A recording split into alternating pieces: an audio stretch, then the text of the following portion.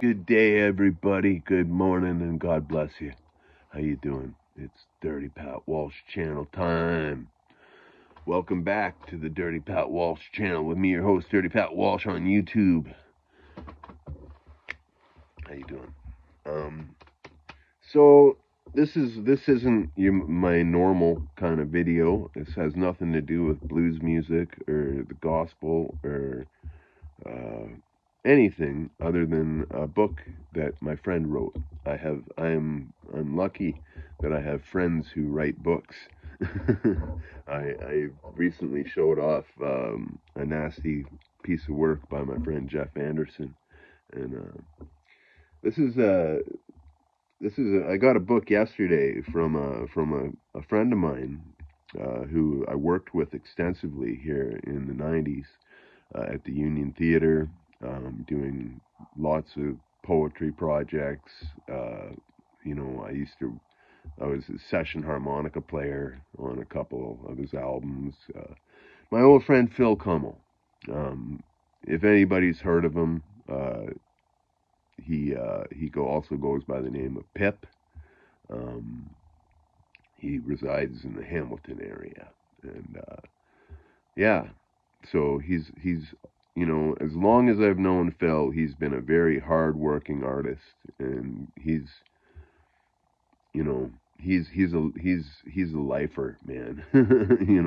And I can appreciate that because I'm a lifer too. And so yeah. Anyhow, Phil sent me this book he wrote called Under the Gardiner. Now, what does it say? A picture of today written in the 80s. Now, this is a really nice book. I believe Phil published this himself. Contact.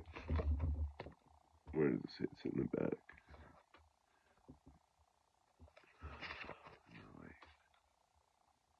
Okay, you can contact the author at metrofilmmusic. That's all one word, all small letters. Metrofilmmusic at gmail.com. This is an interesting book because back in the 90s, in the analog 90s, before the internet and all that, we used to write chapbooks of poetry and such. Let me see if I can find one that me and Phil did together. I don't know if I have one here. A few copies. I have lots. Oh, interesting.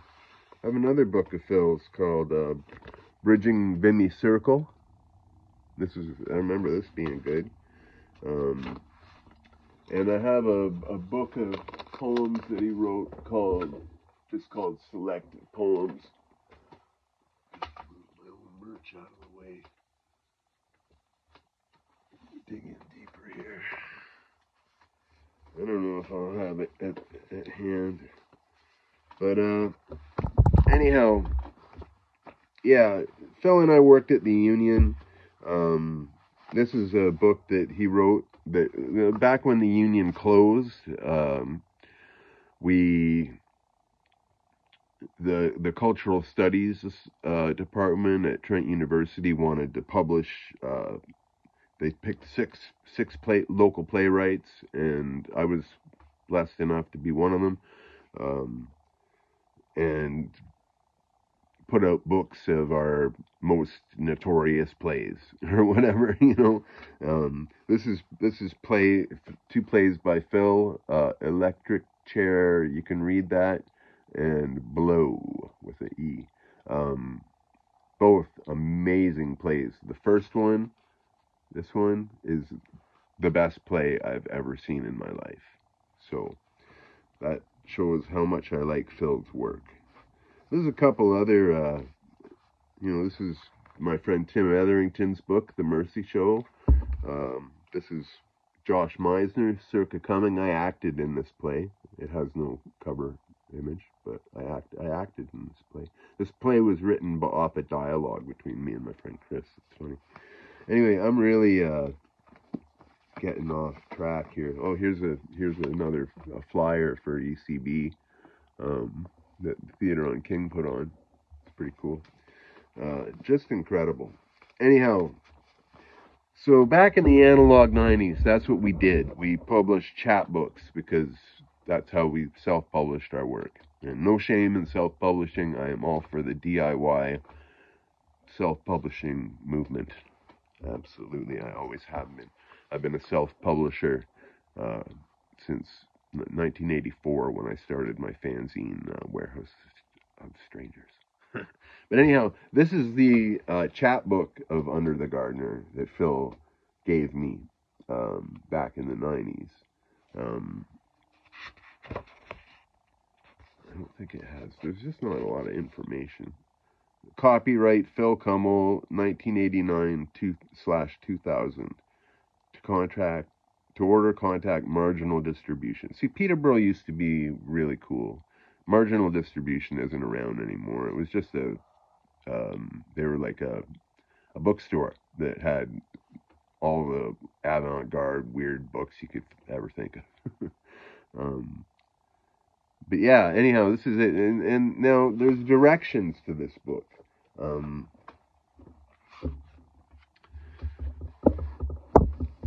Okay, the instructions of this book.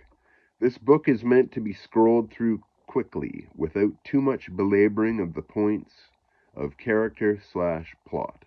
Instead, the tension is maintained by a steady build of the themes, see list below, and a gradual uncovering of the main character, who goes by many names under many guises, see below, and is also the author of this novel, but only now and then.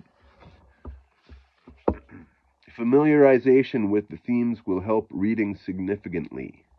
I hope that the labyrinth character facets and names will be taken in the same good faith as, say, those great Russian novels, Endless Genealogies. If you get bogged down, go to the part 2, the funniest part. Some themes. These are what you're supposed to be familiar with before you read the book. Entropy of mechanical reproduction, homeopathic resistance, chemical soul, recognition of the other. The future is here, duplicity of technology, histories as concurrent, inequities of social milieu. The idea, right or wrong, that finely tuned, you can receive meaning from any information. The folding of form and content into process, free scientific inquiry/oppression by republic, grossnet, parentheses, internet, self-perceptions, pollutions, collapse of social magnetic field, beer, the 7 catastrophes, and Maurice Encore of the Habs. The Habs are the Montreal Canadiens, for all my American friends. Yeah. And the synopsis of the book: a wild, woolly, funny, and precedent ride towards the global. A sorceress dispenses potions at Toronto's Wheat Sheaf Tavern of 2 time periods to ease suffering.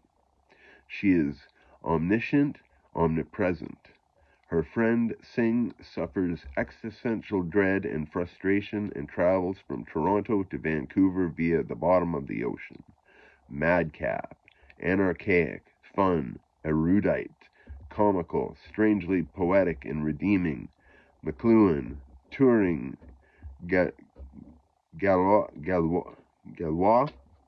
Gauss, I'm probably prison. Sorry for my pronunciation, Phil. I'm just a kid with a grade 8 education. Toronto punks, psychedelics, World Bank, Music Picture Association of America, now the government, intrigue, politicians sounding off like certain later presidents of the USA. A circus of technology, absurdly comical, incandescent lunacy, a work of the imagination, filmic but of the information age. Love is the potion, the Gardiner Expressway and its discontent. There you go. And there's it says a tour de force work of the imagination by President Bon Contention. Yeah. So, it's a book with instructions. It's basically telling you not to read it, really. Just skim through it quickly and see what you get out of it. I've read this book. I tried to follow the instructions. It's hard for me because I read books. Like, it's hard for me not to read the book, you know.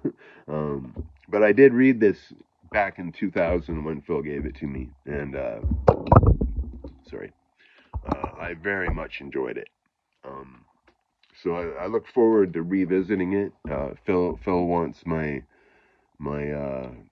impressions of stuff. Um, that's a dumb way to put it. Eh? He wants my impression. He wants me to give him basically a review when I'm done reading it, which I will do. Yeah, it's been a while. I remember reading it, but I also need a refresher. So anyhow, yeah. So you can pick this up. I don't know. It doesn't say how much it costs, but you can contact the author at metrofilmmusic@gmail.com. There's a whole bunch of links here. I'm just going to hold this up so you can read it. Hopefully that's focused enough. You can screenshot that if you like. Yeah, Phil's an old friend of mine. He was in the 90s, like early 90s, a whole bunch of different groups of artists kind of converged in Peterborough from different other places in Ontario. It was very wonderful time. It really, the city was so vibrant with the arts at the time, much more than it is now. There's still art and theater going on here, but not like we did it at the Union, yeah, but it's all good. So yeah, Phil's an interesting guy. He's about, I don't know, probably about 8 years older than me.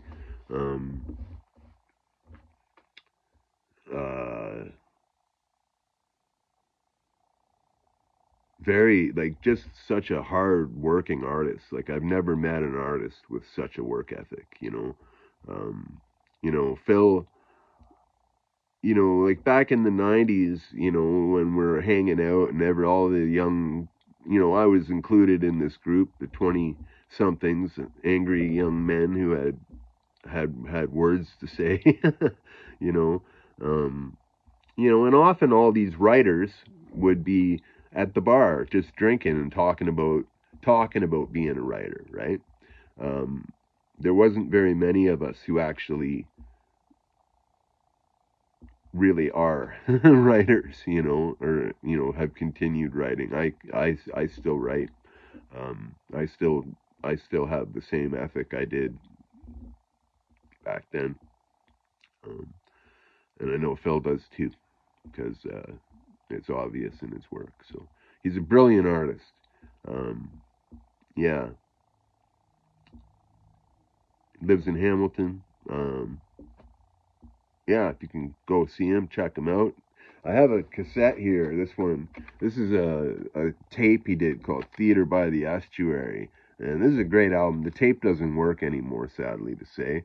But I did a harmonica session on this. I played harmonica on this album. I played harmonica on another album called Bigger Than Several States that he did.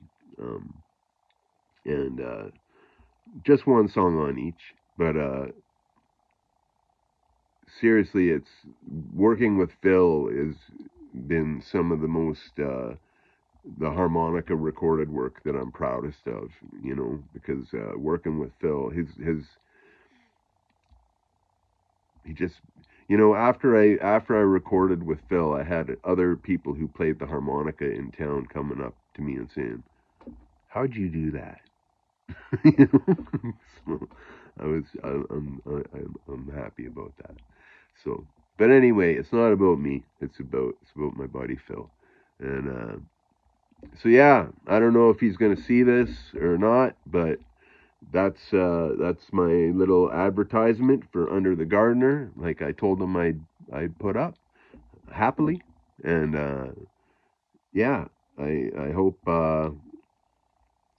when I'm done reading it, we can you can watch my review of it, and but hopefully you can pick it up for yourself. I'm sure it's not expensive. Um, it doesn't say how much it costs, but I'm sure Phil wants you to read his work, so he's not going to charge you a lot of money for it. So, but yeah, anyhow, God bless.